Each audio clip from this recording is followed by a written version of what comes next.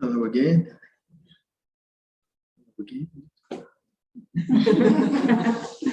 When I usually do Zoom meetings, I've got the screen, right? So I've got some pages. So I sort of know. Now I just have a lens. So you're seeing the people. Is there any feedback I need to know about? It's all pretty good? It's seeming pretty good. Yeah, Okay. I think it's going okay. There's lots of people online. All right. It's a new experiment. So a few words before we meditate. If you want to meditate, meditate. If you don't want to meditate, meditate. That's in Charles' line. So we're very concerned about attitude. And obviously that's going to make a huge difference. So the attitude, if it can be from kindness rather than from control, that's going to create a different result. If it can be from curiosity rather than dogma, the dogma of technique, you find that around, don't you? There's only kind of one technique to do, and that becomes dogmatic, whereas curiosity is something that keeps your attention. This weird question I ask you, like, is awareness separate from sound? That hopefully brings up curiosity. Not that I expect an answer like an essay at the end of the exam. You can pass Buddhism 202, but rather it shows you how curiosity is very attentive. Right? It's a lovely quality. Whereas dogma, not necessarily religious dogma, but the dogma of technique, there's only one way to do it, is incurious to say the least. And then it can be ideas of control can come up. Whereas kindness is not trying to control anything. So kindness, curiosity, acceptance, as opposed to judgment. So Ajahn Chah would say, if your meditation makes you peaceful, then accept it. If your meditation doesn't make you peaceful, then accept it. So it's no longer, you're not just kind of critiquing yourself that, oh, I had a bad meditation or I had a good meditation. Because awareness is neither good nor bad. Awareness has no quality, right? So if you get caught in the bind of, and we do, I mean, everyone says, oh, that was a great meditation. I mean, that's human. But you can see the trap of that. And yet I think we've also seen that you'll sit through some difficult material from last week or last year, whatever, coming up, and it's not a fun meditation. And yet you come out of it, you feel more peaceful. And what's that about? So if you've judged your meditation as composed and peaceful, no emotional contact, that kind of thing, then when the other comes up, you reject it in some kind of judgmental way. But maybe that's even more important. Like the ideas of purification coming up into consciousness. So if the attitudes are kindness, acceptance, curiosity, openness, and then from that attitude you decide how you're going to meditate each time, then I think you get very, very good results because it's appropriate to time and place. So the technique I'm offering, it's not uncommon, but if it doesn't work, it's as much my fault as your fault, right? It's no one's fault, really. It's just okay. This isn't effective for me. I think in general, like most people do something rigorous to get into the ball game, to kind of really establish a strong sense of presence. But if you had to do something rigorous all the time like that, you'd get tired because you get tired of doing. I'm the doer, I'm the doer, I'm the doer, and you really get curious. Like, what is the doer? Who is the doer? What is the doer? You get curious about that. But you need quite a fair stability of mind and attention to do that more interesting inquiry into the whole sense of the doer. So that's why this little technique that I'm offering, I'll do the same as I did this morning, is just a way of just being rigorous to stay in the present moment. But it is about awareness, right? It's about rather than just about the body. So if I'm anatomically not correct, Dr. Howard, please forgive me. I think I said abominable rather than abominable. I always get that. The abominable, go to your abominable abdomen. Yeah? So if I'm not anatomically correct, you don't have to, well, that wasn't right. The liver's not over there. I mean, it's not a class in anatomy, obviously. Or if you don't feel anything, it's not about that either. It's about awareness. So some places like the hands are very sensitive, aren't they? And maybe your elbow isn't. But you're not kind of looking for something called a sensation. But that's not it. It's just being aware that in that part of the body, there is no sensation.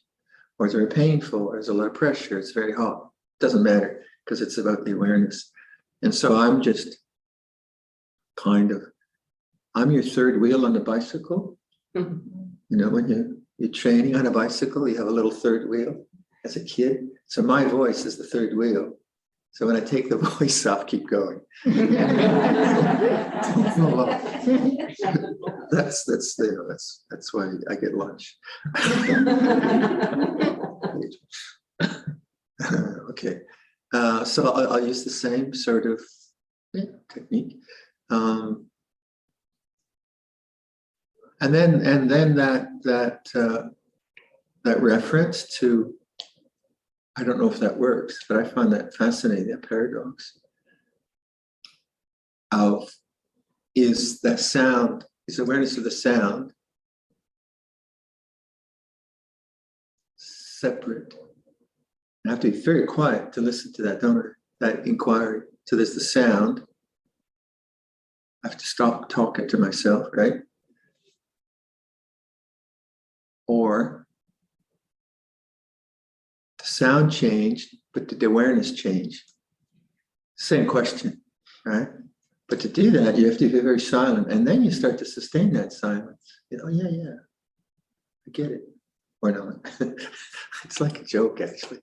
And then the suggestion of the kind of I am suggestion, which comes from Advaita Vedanta very much, I guess. So you just that's a kind of assumption, I am, whatever that might be, and you put that word in there, I am. And then the heart chakra, there's something about the heart chakra that to me is, I don't know, it's something very important, more than important. And bringing down into there the I am, and then letting go of thought. See if you can abide as that there, a suggestion. So then when I take the wheel off after 20 minutes, or then do whatever you want. If you like to do anapanasati, or you just like some people like space. They really, that is helpful for them. Some people like more focus. That's up to you. It doesn't matter. I'm just sort of getting you hopefully on the track. For space, the perception I use is that sound is in awareness. So on one hand, I can say that sound is over there and I am here. That's true. Nothing wrong with that. But also there's a more interesting, another perception you might bring to mind, that whole experience of me-ness and sound over there is in awareness. The idea there is to begin to sense that awareness has no limits. And doesn't depend on the sound. And it doesn't have a center. And it doesn't have a boundary.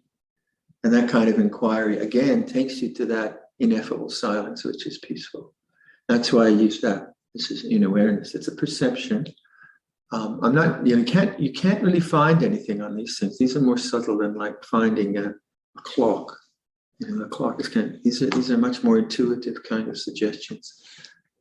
But if you're touching, just getting a sense of the silence of witnessing, knowing, that I think it's working. I guess that's about it. Yeah. So I'll do that technique again. So we'll sit for 45 minutes.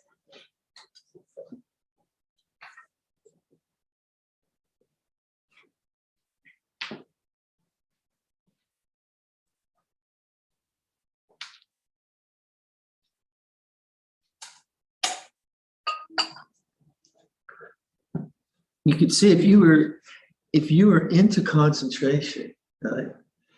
And you got your mind really, really, really, really refined, like sometimes you can. And then that thing came on.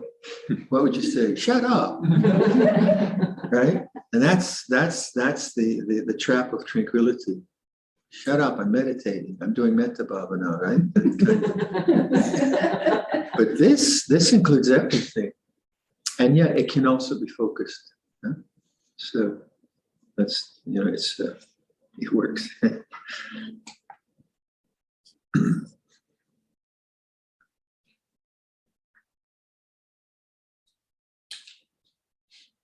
Awakening to the way things are.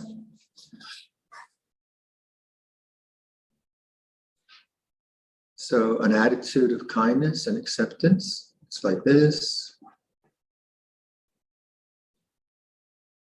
Non-becoming. I'm not trying to get anything or go anywhere. It's like this.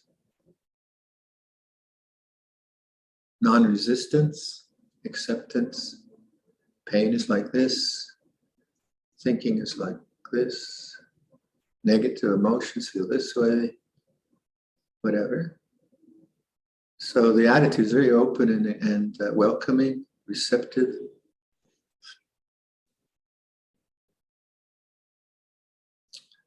Bring your attention to your mouth. Feel the sensations inside the mouth. Feel the flow of the mouth. Sensations, radiating vibrations. Inside the mouth, feel the left wall.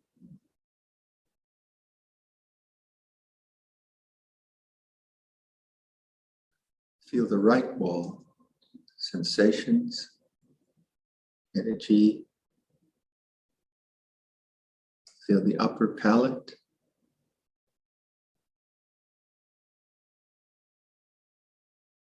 Feel the upper lip, upper teeth and upper gums as sensation, as vibration, as radiation. So no need to look for something. It's not a concept. Lower lip, lower teeth, and gums.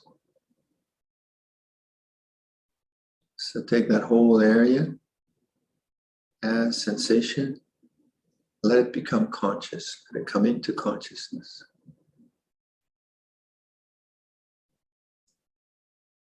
And notice that simple exercise, you begin to be composed, present to the way things are. You sense a stillness. Inside up to the ear canals, feel the ear canals.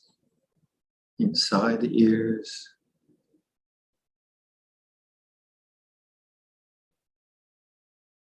It's a friendly attitude, inquisitive.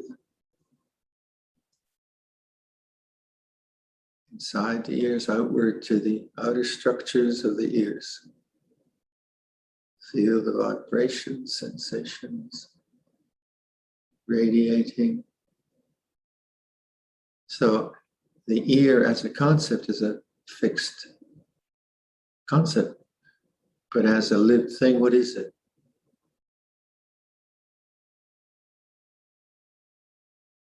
Both ears then?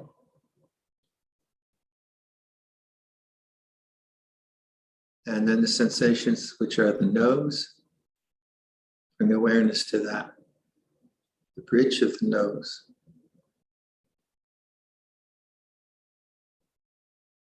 The flow of air in the nostrils.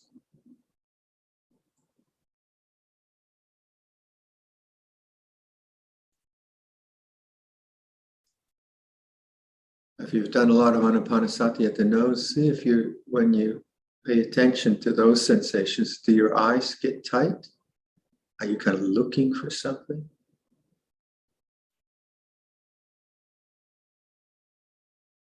Feel the whole nose then as sensations,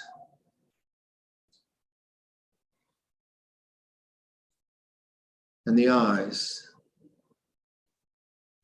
the orbits of the eyes, bones, the flesh there has vibration. And then the eyes themselves.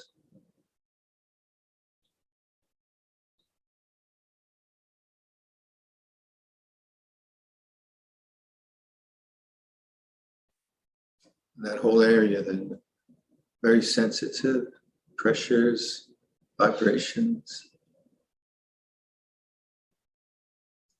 So again, eye as concept as opposed to what is the eye as experience.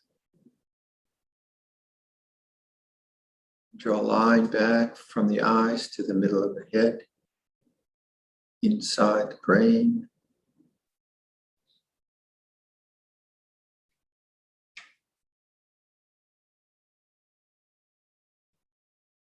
Bring attention to the forehead, inside the forehead. Could be a lot of tension there. Let it manifest, come into consciousness as sensation.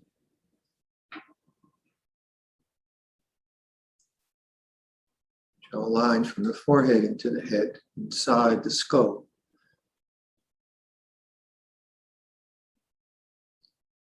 Sensations. Scalp, inside the scalp, top of the head. Allow that to become conscious as vibration.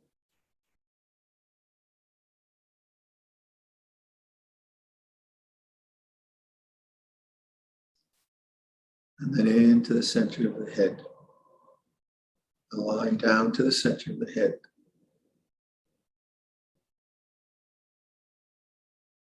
Feel the back of the head, inside the back of the head. Composed attention. No need to think. Inside the head, a line from the back of the head to the inside of the head.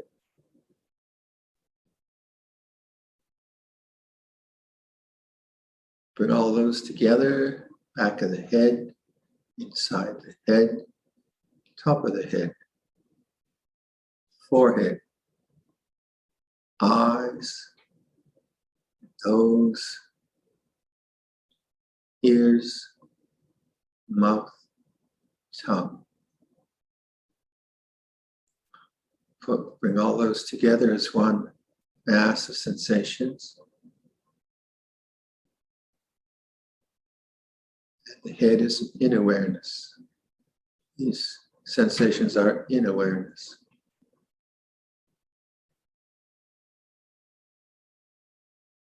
Feel the neck,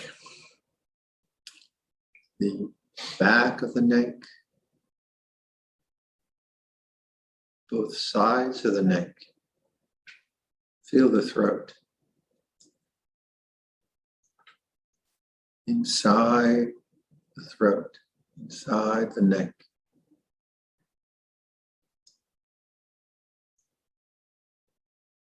I'll let that become conscious.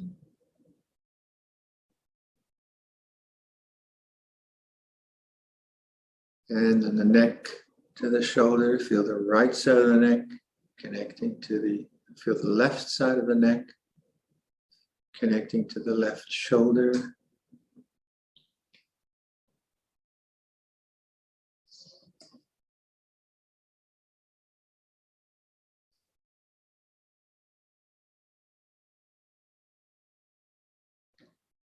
So we're not trying to achieve anything. We're simply composing our attention and allowing these things to manifest in consciousness.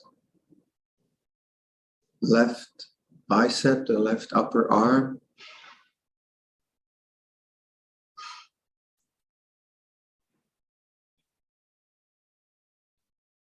Sensations in the left elbow.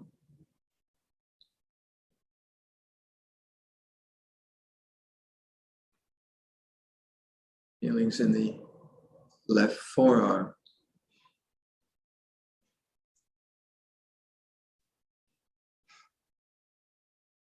And the left wrist. Back of the left hand, very sensitive. Left thumb, forefinger, middle finger, ring finger, and little finger. Palm of the left hand, and the whole left hand as sensation. Feel the whole left hand. And the experience of the left hand is in awareness. And then up the arm, wrist, forearm, elbow, upper arm, left shoulder. Feel that whole area as sensation.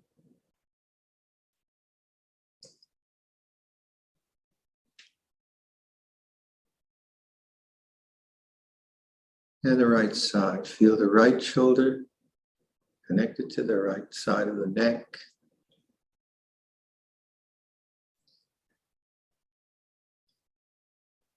Upper arm, right side as sensation.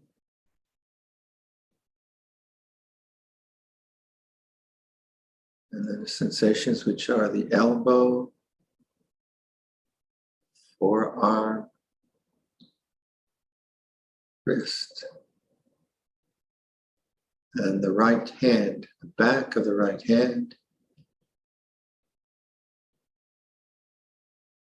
thumb, forefinger, middle finger, little finger, ring finger, little finger, palm of the right hand. Feel the whole right hand as sensation.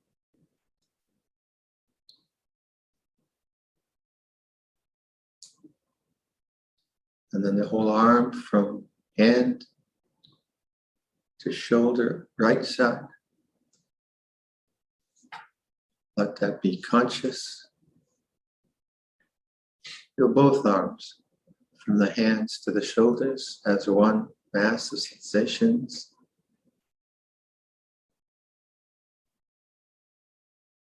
Bring it all together. Feel the neck. Feel the back of the head. Top of the head. Inside the skull. Forehead. Eyes. Nose. Ears. Mouth. Tongue. Whole head. Shoulders, arms, as sensation.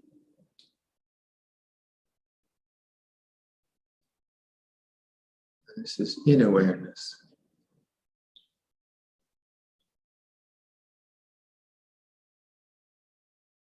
Go to the hollow of the throat, move inside the chest, feel the chest inside the walls of the chest, feel the front of the chest. Cavity of the chest on the left side, the left wall.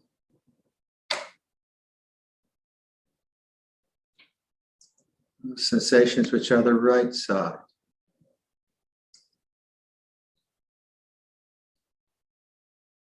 And then the back, side wall, the back of the chest area.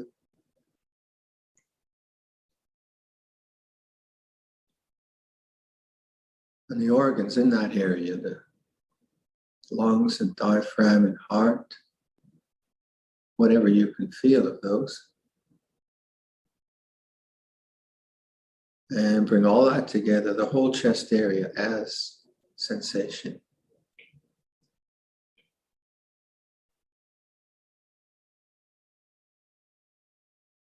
The abdomen, the abdominal area. Inside the abdomen, belly, left wall, sensations which are the right wall, belly of the abdominal area, back of that area,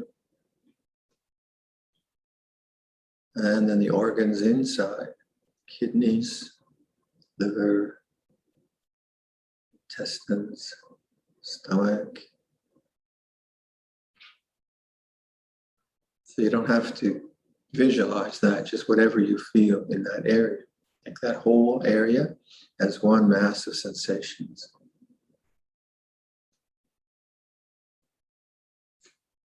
And the pelvic area, pelvic bones. Inside that area, the left wall, right wall as sensation. And the back and seat of the pelvic area. And the organs in that area. Feel the whole pelvic area as one mass of sensations. The whole torso from pelvis to chest area. Bring it together with the arms, neck, back of the head, top of the head, inside the skull, forehead, eyes, nose, ears, mouth, and tongue as sensation. So that whole area now, not as concept, vibration, changing sensation, in awareness.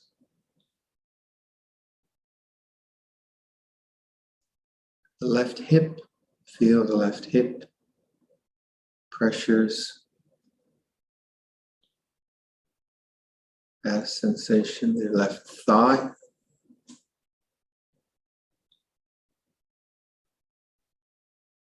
sensations which are the left knee,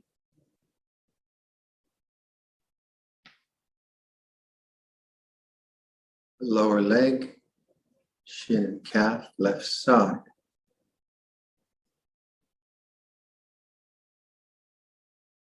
The left ankle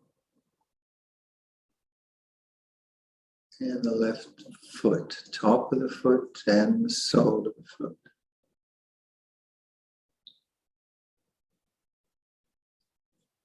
So from the foot to the ankle all the way to the hip, left side as one mass of sensations, radiating, vibrating.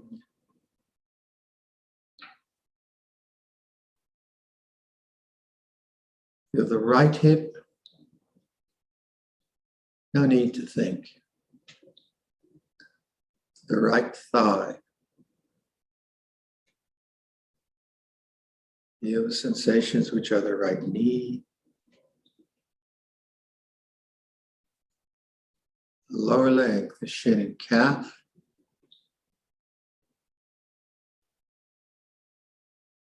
And the right ankle. And the right foot, top of the foot, sole of the foot. Bring all that together from foot to hip on the right side.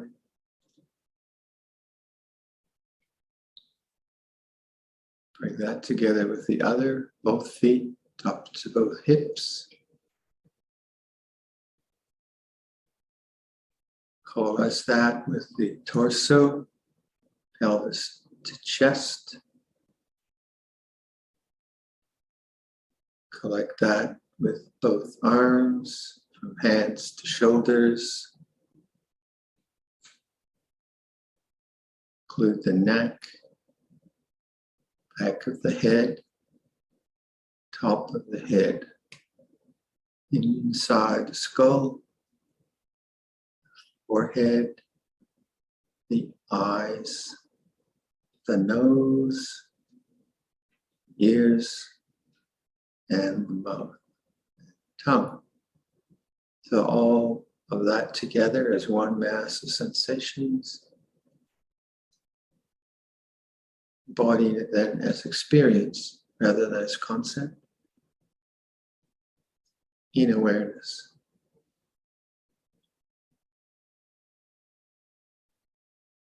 Listen to sound. Perceive sound as in awareness. Feel the body. Feel the body as in awareness. Two objective experiences in awareness. Where's the difference? One might have pain. That would be the difference, I suppose.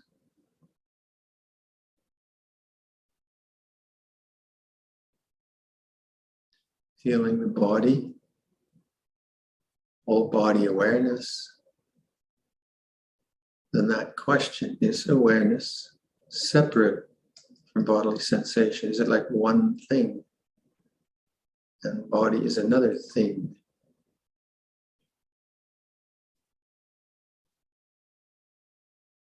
And again, does awareness have a center?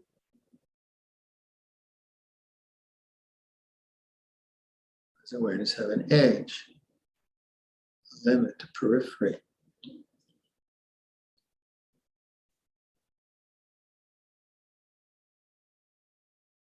Is awareness the same as the body? It's distinct and yet not separate. There's knowing.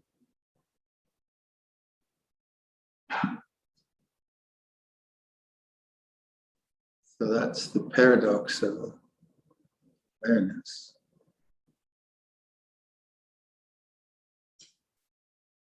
And what happens if you just raise that paradox into consciousness? Isn't that just silent?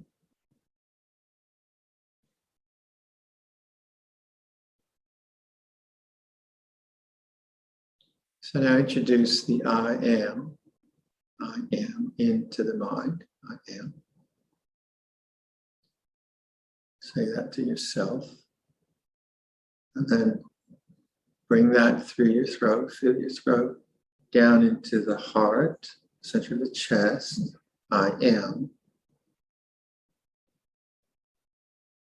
Then drop the am, I. And drop the I.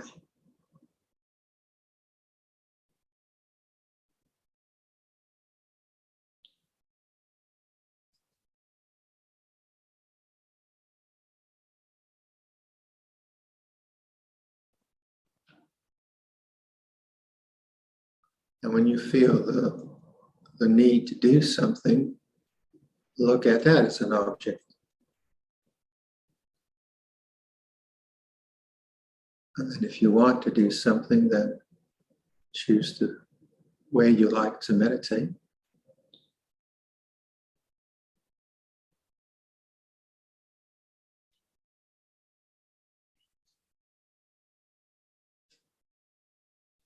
Or just to abide in this particular attitude of openness, acceptance, knowing, and yet not separate.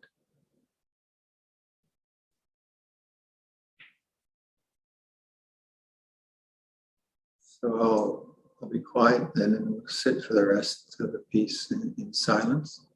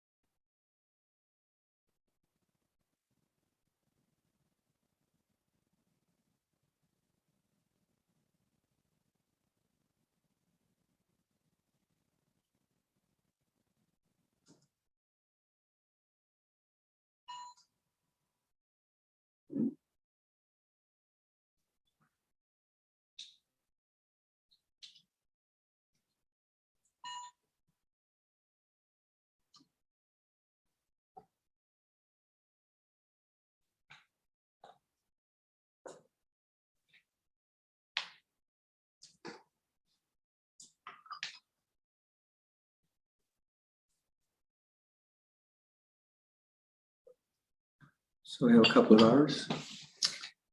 And you want to just sit and look at the river? Mhm. That's actually very skillful, isn't it? Or walk in the pine tree, yeah. But just don't fill the mind with anything. Let the mind just empty out. So if you want to do walking meditation, or if you just keep that theme of awareness, what I'm trying to point to about awareness, then the technique doesn't really matter. The thing about a formal technique, it does give you a kind of posture where you don't get too scattered. So if you're getting too scattered, you could see walking back and forth be like a container, which help you from just sort of daydreaming. And in Ajahn Chah's monastery, once I was sitting with Ajahn Chah, and there was one monk, he was doing a perimeter walk with the monastery, and every half hour we'd see him go by. So very good. So finally Ajahn Chah, what are you doing? I'm doing walking meditation. He was birding, I think. It was not wrong, but it was being kind of looking around, and so that's the mind going out.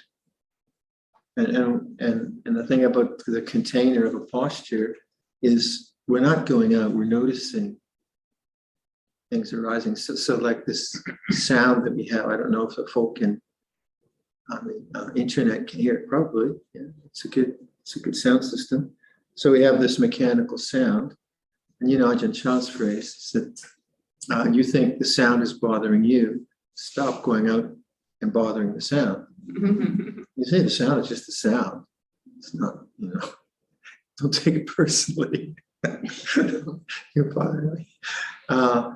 And so we don't, like on this retreat, we don't want to do that. If we're birding, then we want to look at birds, or if we're going to the gallery, we want to look at paintings, that's fine. But on a retreat, we're trying to cultivate this, make awareness itself important rather than the particular experience that we have in awareness. And so that's why the containment of postures is very, very helpful. Having said that, just looking at the water and allowing the space to affect you, very skillful, very skillful. So I'll leave it up to you. You've all got good experience. And then will there be a bell at 5 or something, or people just know? Yeah, people just know it. So there won't be any ringing of bells every 45 minutes or that kind of thing. Yeah, just carry on. And then we're back here at 7, right? Yeah. 7 Ottawa time, which is also 7 Singapore time, and Kuala Lumpur. What's Perth? Perth is similar. We've got all these time zones around. Okay, let's do some more meditation.